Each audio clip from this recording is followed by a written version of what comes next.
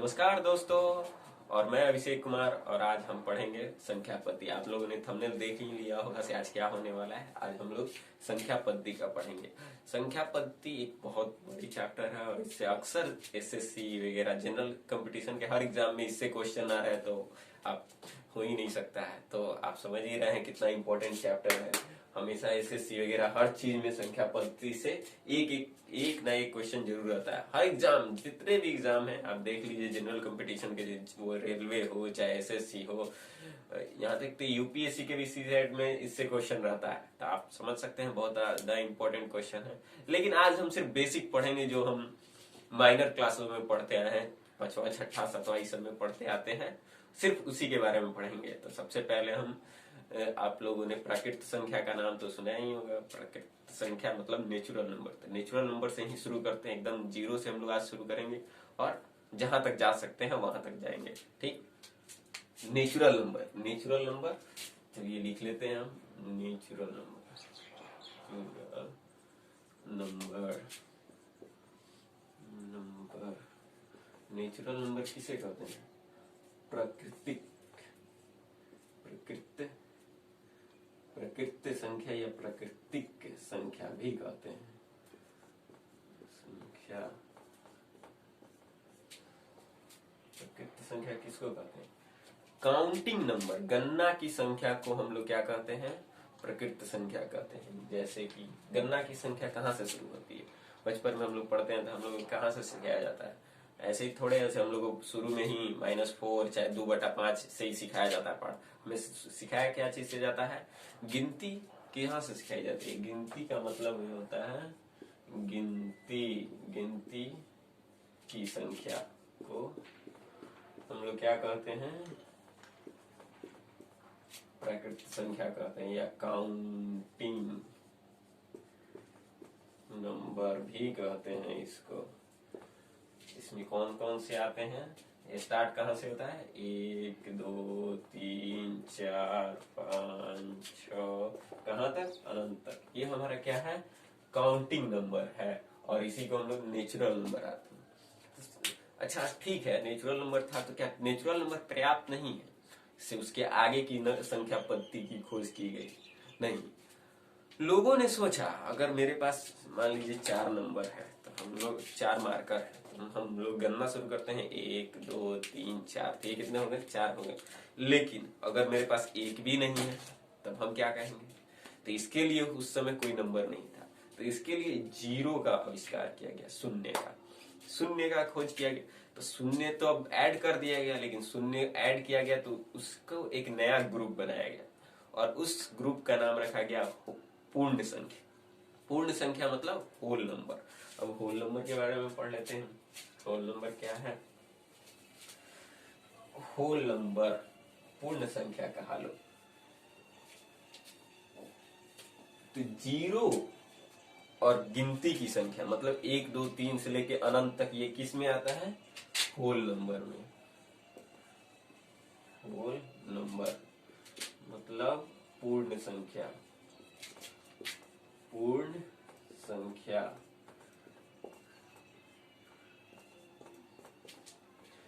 पूर्ण संख्या में कहां से आता है? जीरो ऐड हो जाता है। क्या चीज इसमें आया था? जीरो, और यहाँ से 1 2 3 वही रिपीटेड, कहां तक? अनंत तक।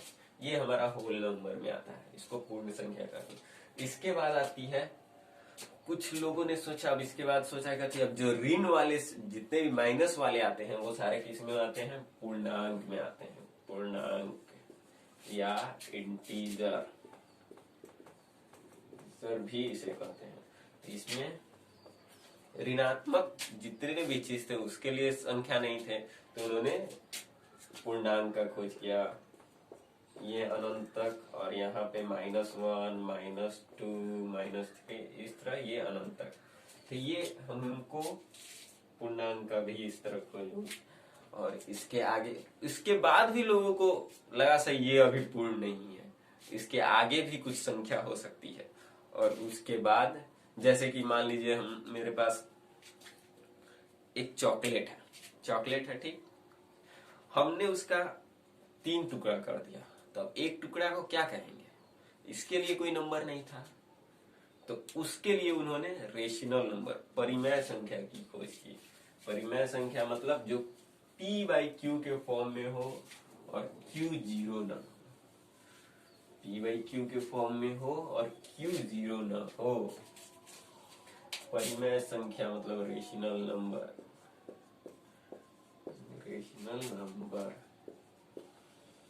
रेशनल नंबर मतलब परिमेय संख्या, परिमेय संख्या, संख्या, परिमेय संख्या किसे कहते हैं? जो p बाई क्यू के फॉर्म में हो और p और q दोनों क्या होना चाहिए? इंटीजर्स होना चाहिए, इंटीजर्स होना चाहिए।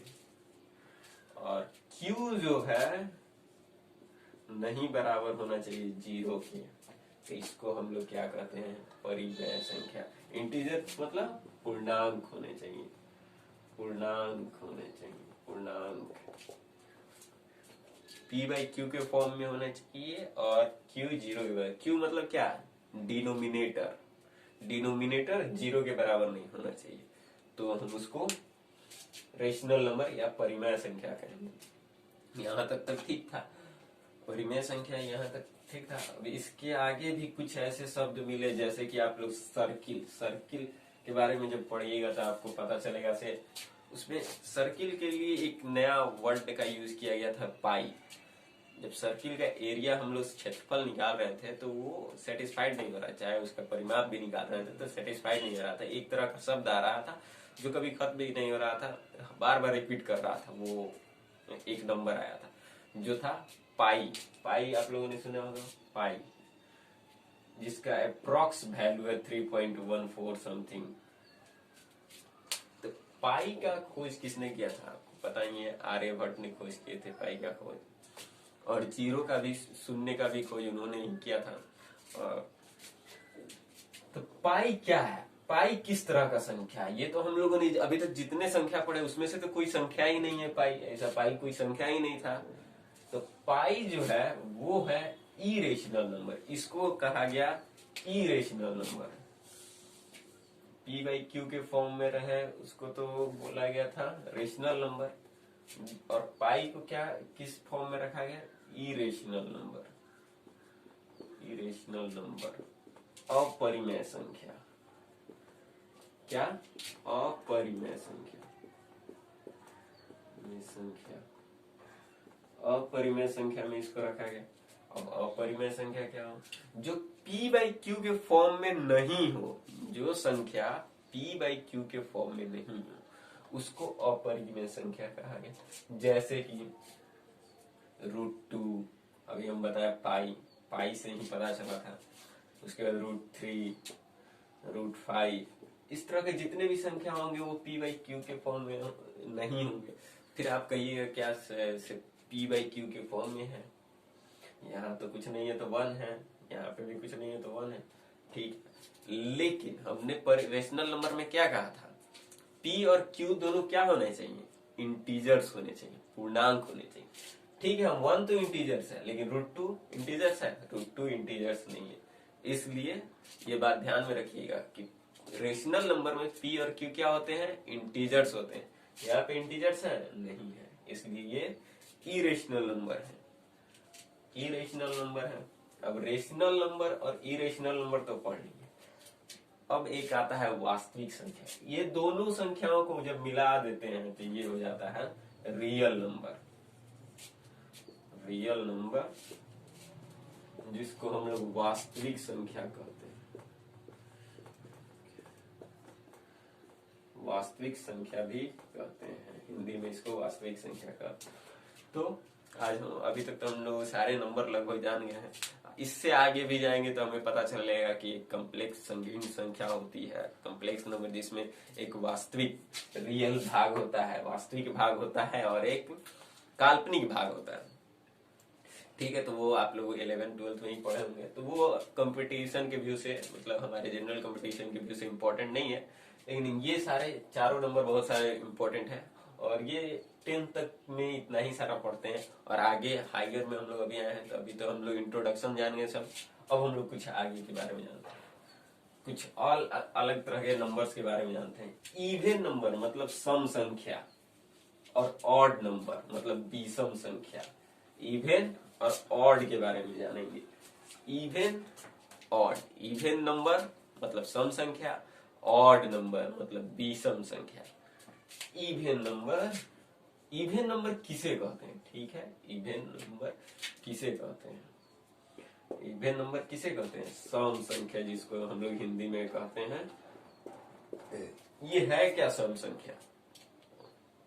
सम संख्या उस संख्याओं को कहते हैं जो दो से पूरी तरह से विभाजित हो। दो से पूरी तरह से विभाजित हो, जैसे कि दो, दो स्वयं हो सकता है, क्योंकि दो मर्तबे, दो एकम दो, एक मर्तबे, 4, 6, 8, 10, इस तरह ये सारे क्या हो गए? सम संख्या हो गए। विषम संख्या क्या है? विषम संख्या क्या है? विषम संख्या, या इंग्लिश में इसको ऑड नंबर कहते हैं। ऑड नंबर कहते हैं विषम संख्या, जो दो से भाग्य ना हो। 1, 2, 3, 4, 5, या जीरो भी सम संख्या में। ठीक, तो सम विषम भी जान गए, ये भी जान गए। सम विषम, ये सारे टर्म्स की हमको बहुत ज्यादा, ये जितने भी पद हैं, टर्म्स हैं, इनकी आवश्यकता बहुत पड़ेगी। जब हम आगे क्वेश्चन बनाएंगे तो ये सब की आवश्यकता पड़ेगी। अब एक तरह का और संख्या होता है तो आप जानते होंगे, कंपोजिट नंबर और प्राइम नंबर। कंपोजिट नंबर और प्राइम नंबर, जिसको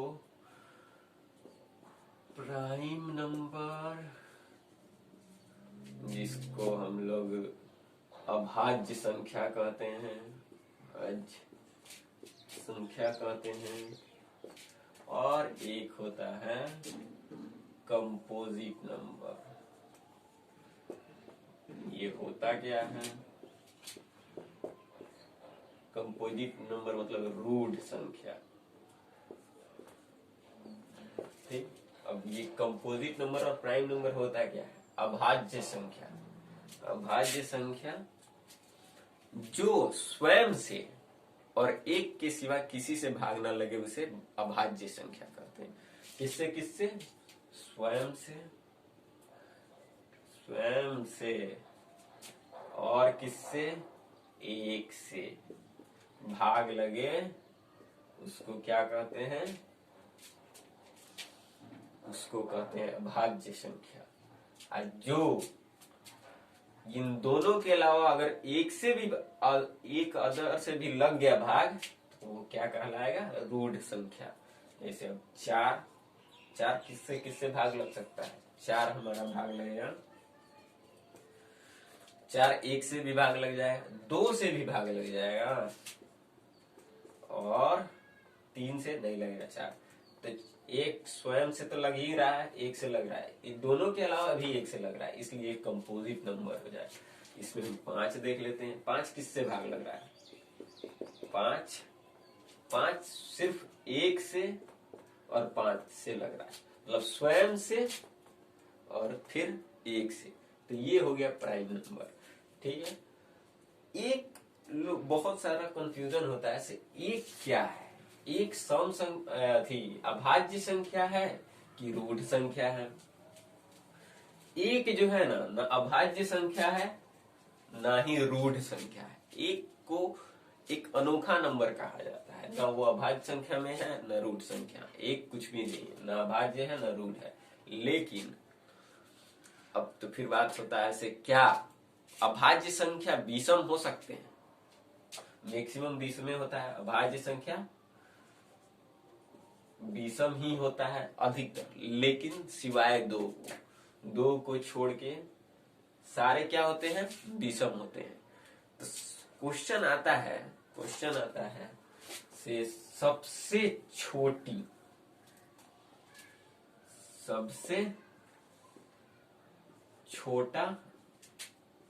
छोटा अभाज्य संख्या, अभाज्य संख्या कौन है? सबसे छोटा अभाज्य संख्या कौन है? क्या है?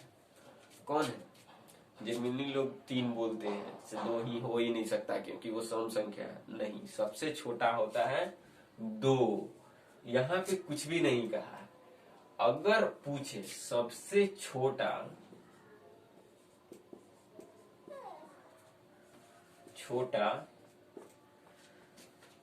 विषम अभाज्य संख्या कौन है,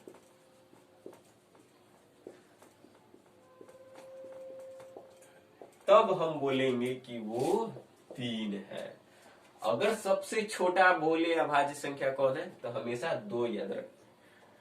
सबसे छोटा क्या होगा 2। अगर सबसे छोटा विषम बोले तभी हम 3 लिखेंगे, क्योंकि 3 विषम संख्या है और 2 सम संख्या।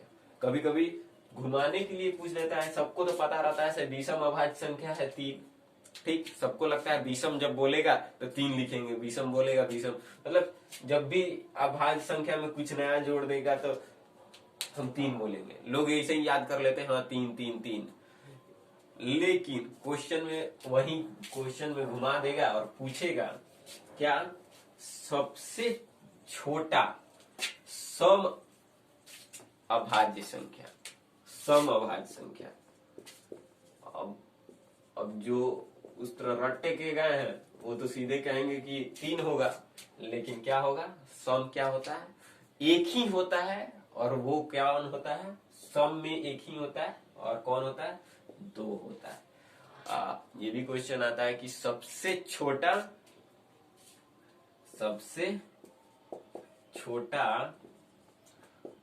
रूढ़ संख्या कौन है, रूढ़ संख्या कौन है। रूढ़ संख्या मतलब क्या, कंपोजिट नंबर क्या है। सबसे छोटा रूढ़ संख्या कौन होगा, सबसे छोटा रूढ़ संख्या कौन होगा, 4 होगा। लोग 2 को बोल देते हैं। भाई 2 कैसे होगा भाई, वो तो 1 से और स्वयं से है, तो ऑब्वियसली है कि वो चला गया अभाज्य संख्या में। लोग को क्या बताया जाए, किसको क्या, आपको पता है सबसे छोटा कौन होगा, रूढ़ संख्या 4 होगा। अब इसी में क्या कह देगा, रूढ़ संख्या, लेकिन क्या विषम भी संख्या होना चाहिए, विषम भी होना चाहिए, विषम भी होना चाहिए। अब विषम भी होना चाहिए, रूढ़ भी होना चाहिए, तो लोग अब सोचेगा 4 के बाद 5 आता है। अरे 5 भाई अभाज्य संख्या है, रूढ़ संख्या नहीं है। 6 फिर बोल देना, 6 सम संख्या है, विषम संख्या नहीं है। 7 अभाज्य संख्या है। 8 सम संख्या है, लेकिन विषम पूछ रहा है, तो सबसे छोटा विषम रूढ़ संख्या कौन है, 9 होगा। विषम रूढ़ संख्या कौन है, विषम रूढ़ संख्या कौन है, 9 है, याद रखिएगा। सबसे छोटा सम रूढ़ संख्या कौन है, 4 है, या सबसे छोटा रूढ़ संख्या भी कौन है, 4 है। सबसे छोटा विषम रूढ़ संख्या कौन है, 9 है, ठीक। अब हम आगे चलते हैं, हम पहचानेंगे कैसे कि कोई संख्या अभाज्य संख्या है। कोई संख्या कैसे पता चलेगा से अभाज्य संख्या, अगर छोटा मोटा है तो ठीक है, हम पता कर लेंगे सही से ऐसे अभाज्य है कि भाज्य है। लेकिन जब बड़ा संख्या मिलेगा तो हम कैसे पहचानेंगे कि वो अभाज्य संख्या है कि भाज्य संख्या है। तो विभाजन का जो नियम होता है वो हम आगे बता देंगे। वैसे विभाजन का रूल जो 1 2 3 सबके लिए होता है। 2 के लिए क्या होता है, लास्ट के अंक 2 से भाग लगने चाहिए, या फिर इवन होने चाहिए, सम होने चाहिए, तो वो 2 से हो जाता है। 3 से होता है कि सारे डिजिट को जोड़ दीजिए, उस नंबर में जितने भी संख्याएं हैं उनको जोड़ देंगे, और उसका वो अगर 3 से भाग लग गया तो भाग लग जाता। इस तरह के जितने भी हैं उनको हम आगे एक उसके लिए अलग वीडियो बना के पूरी तरह से समझा देंगे, ठीक। लेकिन अगर हमको अभाज्य संख्या पहचानना हो तो क्या कैसे पहचानेंगे। मान लीजिए हमको पहचानना हो, एक क्वेश्चन ले लेते हैं 134, ये तो बड़ा संख्या हो गया। अब इसको कैसे पहचानेंगे, ये तो 4 है तो ठीक है, पहचान में आ जा रहा है सही। और 4 है तो ऑब्वियसली है सही, इवन नंबर है, सम संख्या है, तो ये 2 से भाग लेंगे, तो 4 को हटा देते हैं। 4 की जगह हम रख लेते हैं 3 रख लेते हैं। अब 3 है तब क्या करेंगे, तो इसके लिए एक नियम होता है। सबसे पहले हम क्या करेंगे, इसके आगे वाले स्क्वायर को ढूंढेंगे। 133 के आगे कौन स्क्वायर, 121 11 का होता है और 144 किसका होता है? 12 का होता है। तो इसका अगला स्क्वायर कौन है? वर्ग कौन है? अगला वर्ग, वर्ग कितना हो रहा है? 144। अगला वर्ग 144 है। ये कितना का वर्गमूल है? वर्गमूल कितना का है? 12 का वर्गमूल है। वर्गमूल कितना का है? 12 का है। ठीक। और 12 के नीचे जितने भी नंबर हैं उससे ही सिर्फ चेक करेंगे, सिर्फ उससे ही इसका स्थापन करेंगे। जैसे कौन कौन इससे भाग लग सकता है। अगर कोई लग गया तो ये प्राइम नंबर है, मतलब अब लग गया तो ये रूट संख्या है, और नहीं लगा तो ये अभाज्य संख्या है। समझे कि नहीं? तो पहले हम चेक कर लेते हैं इसको, कितना कितना से एक से तो नहीं देखेंगे, 2 से नहीं है, 3 से भी नहीं है, 4 से भी नहीं है, 5 से भी नहीं है, 6 से भी नहीं है, 7 से देख लेते हैं। 7 से हो जाएगा। 7 से जब भाग देते हैं तो 133, 7 एकम 7, बचा कितना? 6, 7 9 63, 63। कितना से? 7 से भाग लग जाएगा, ये 7 से। तो ये एक रूढ़ संख्या है। अगर यहीं पे अगर 31 रहता तो ये भाग नहीं लगता प्राइम। तो ऐसे हम पता करेंगे कौन भाज्य संख्या है और कौन अभाज्य संख्या है। उसके आगे हम लोग कुछ फॉर्मूला देख लेते हैं। कुछ फॉर्मूला, जैसे सबसे पहले देख लेते हैं हम, बहुत इंपॉर्टेंट है। लगातार प्रकृत संख्या का योग कितना होता है? लगातार मतलब कंसेक्यूटिव नेचुरल नंबर का सम क्या होता है? एक से सीधे पूछेगा से नेचुरल नंबर का सम क्या होता है, इससे बहुत पूछेगा नहीं, मतलब ऐसे डायरेक्ट क्वेश्चन नहीं होता है। नेचुरल नंबर का सम कितना होता है? नेचुरल नंबर का सम मतलब प्राकृत संख्या का योग। प्राकृतिक संख्या का योग, संख्या का योग कितना होता है? प्राकृतिक संख्या का योग होता है n प्लस 1/2। n क्या है? n क्या है?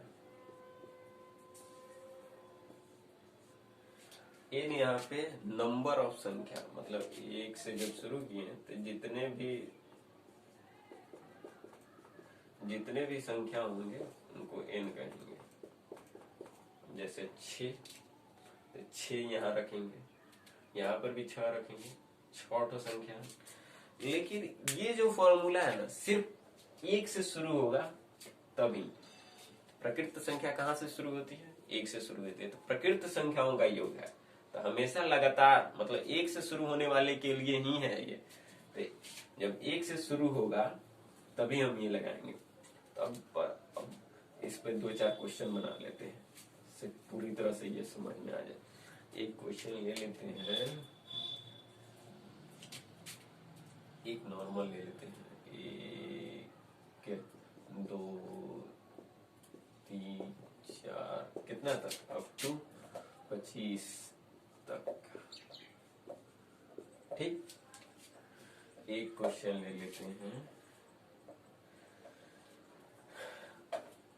एक क्वेश्चन ले लेते हैं। 10 से शुरू करते हैं, 11 12 कहाँ तक? 50 तक। ठीक है, इसी 2 क्वेश्चन में इसका लगभग आधा प्रॉब्लम सॉल्व हो जाए। पहला नंबर क्या है? 1 से 25 तक। तो ये सीधा है, 25 गो है तो इसमें n वाला लगा देंगे। क्या कर देंगे?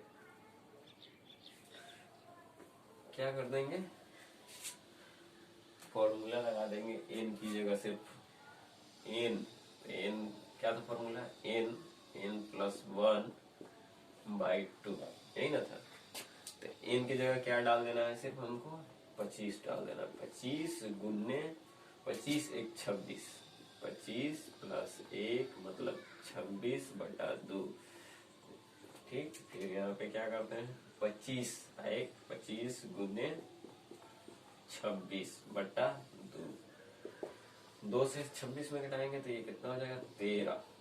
25 गुने 13 ये कितना होगा, 13 पचे 65 का 5 8 में 6, 13 दूना 26 और 6, 26 6 कितना होता है, 32।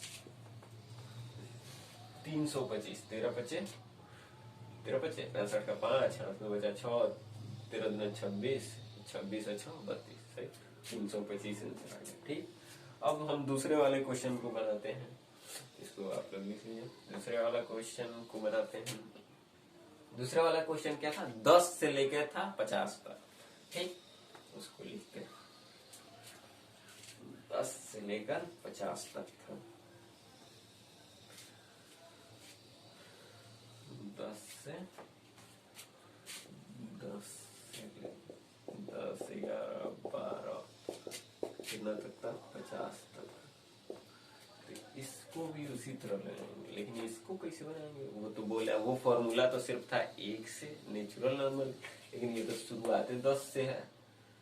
तो इसको बनाने का तरीका ये है कि हम पहले इसमें लगाएंगे क्या, 1 से 50 तक का लगाएंगे, फिर ठीक, और अगर 1 से 50 तक का लगा के उसमें से घटा दें 1 से 9 तक का, तो आ जाएगा हमारा आंसर, आ जाएगा, कहे नहीं आएगा, क्योंकि उसी का तो ये अंतर है ना, इसमें से कितना नहीं है। 1 से अगर 50 तक का लगा देते हैं हम, क्या इसी को हम लिख दें 1 2 3, मतलब कहां तक, 50 तक, 50 तक, ठीक, माइनस 10 से ले 10 11 कहां तक, 50 तक, सॉरी हाँ 50 तक, नहीं 9 तक, ये 10 11 नहीं, सॉरी गलत हो गया, 1 2 3 कहां तक, 9 तक। अगर इसको घटा दे तो यही चीज को ना सेम है, इसी चीज को ना लिखे, बस इसको घटाव के फॉर्म में लिख दिए, यही ना। अब इसको मतलब इसको इस घटाव फॉर्म में लिख दिए, इतना लिखने से कोई फायदा नहीं है, लेकिन हमारा काम बन गया। अब इन दोनों में फॉर्मूला लग सकता है, इन दोनों में फॉर्मूला लग जाएगा ना। कौन फॉर्मूला, सम ऑफ प्राकृत संख्या का जो योग वाला फॉर्मूला था, प्राकृत संख्या का योग वाला फॉर्मूला इसमें लगा देंगे। तो प्राकृत संख्या ये 50 तक का सम हो गया, तो 50 डालेंगे, अब 50 1 जोड़ेंगे तो कितना हो जाएगा, 51। 50 प्लस 1 51 बटा 2, आगे घटाओ क्या, वहां पे 9 गुने 9 1 10, मतलब बटा 2, यहाँ पे लिखेंगे तो 50 क्या होगा, 50 51 25 गुने 51 हो जाएगा, माइनस 10 हो गया, 10 को घटाएंगे 2 से तो 9 5 9 गुने 5 हो गया। अब 25 गुने 51 कितना होगा, 25 गुने 51 होगा 25 एकम 25, 25 पचे 25 चौका 100, 25 पचे 125, तो 25 एकम 25 का 5, 8 में 2, 25 पचे 125, 25 2 127, कितना हो गया 1275। इसका क्या हो गया 45, 25 9 45, घटाएंगे तो कितना आएगा, 75 में से 45 घटाएगा तो कितना आएगा 35, 1235। कैसे किए हैं, 25 में 51 से गुना कर दिए, 25 एकम 25, 25 पचे 125, 25 पचे कितना होता है 125, 25 एकम 25 का 5, हाथ में कितना बचा, हाथ में कितना बचा 2, 25 पचे 125, 125 और 2 127 हो गया। ठीक, उसी तरह 9 पचे 45, 5 में से 5 घटा, सॉरी यहाँ 0 होगा, शून्य होगा यहाँ 0, 5 में से 5 गया 0, 7 में से 4 घटा 3। ठीक, आंसर आ गया, यहाँ तक समझ में आ गया, हो गया बंद। ठीक है, आज के लिए इतना ही रहते हैं, अब फिर नेक्स्ट वीडियो में